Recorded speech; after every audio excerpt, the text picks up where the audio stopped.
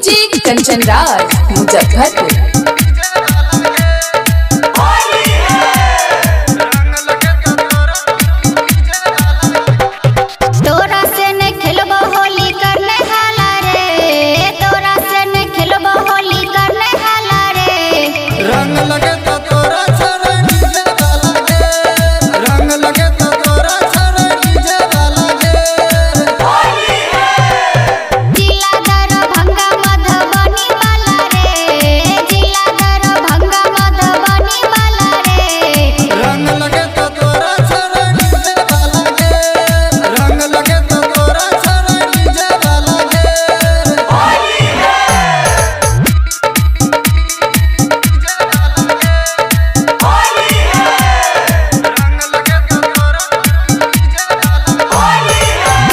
कंचन राज मुजफ्फरपुर।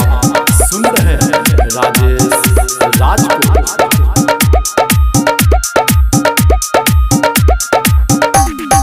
हमारा ने छोरा पिचकारी तू देखा, खेला मोने तोरा संगे रंग ने लगा। हमारा ने छोरा पिचकारी तू देखा, खेला मोने तोरा संग रंग ने लगा। तोहर पिचकारी लागे छो भाला रे, तोहर पिचकारी लागे छो भाला रे। रंग लगे तो तोरा छोरा डीजे वाला गे, रंग लगे तो तोरा छोरा डीजे वाला गे। होली है होली है, रंग लगे तो तोरा डीजे वाला गे। डीजे कंचन राज मुजफ्फरपुर।